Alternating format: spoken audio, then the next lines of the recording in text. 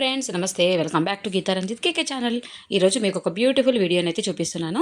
ఇలాంటి స్టిక్స్ మన ఇంట్లో చాలా ఉంటాయి కదా, మరి అవసరం లేవని వాటిని అయితే పక్కకు పడేస్తూ ఉంటాం. ఇలా రౌండ్ షేప్లో ఉన్నటువంటి స్టిక్ని అయితే తీసుకొని 30 సెంటీమీటర్లు 30 సెంటీమీటర్లు ఉండేలాగా మార్క్ చేసుకొని ఈ విధంగా 2 స్టిక్స్ లాగా మనం కట్ చేసి పెట్టుకోవాలి.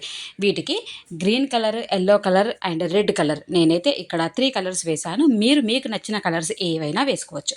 మరి ఇలా కంప్లీట్ అయిన వాటికి చక్కగా నేను ట్రయాంగిల్ షేప్లో కింద పైన డిజైన్ వేసుకొని మధ్యలో ఈ విధంగా డాట్స్ని అయితే పెట్టేశాను. నెక్స్ట్ మిడిల్ పార్ట్ అంతా కూడా సైడ్స్కి 2 లైన్లు కొద్దిగా లావుగా ఉండేటువంటి లైన్ వేసేసుకొని కిందికి పైకి ఈ విధంగా డాట్స్ని అయితే పెట్టేశాను. ఇదే విధంగా గ్రిడ్కి ఎల్లోకి మధ్యలో, ఎల్లోకి గ్రీన్కి మధ్యలో కూడా నేను సేమ్ డిజైన్ అయితే కంటిన్యూ చేశాను. అంతా డిజైన్ కంప్లీట్ అయిపోయిన తర్వాత చూడండి ఫ్రెండ్స్, అర్థమయ్యే ఉంటుంది కదా, దాండియా స్టిక్స్ అండి. ఈజీగా సింపుల్గా కర్రతో మనమే ఇంట్లో తయారు చేసుకోవచ్చు. యూస్ఫుల్ వీడియోస్ ఎన్నో ఛానల్లో ఉన్నాయి కాబట్టి మీరు తప్పకుండా గీతా రంజిత్ కేకే ఛానల్ని సబ్స్క్రైబ్ చేయండి.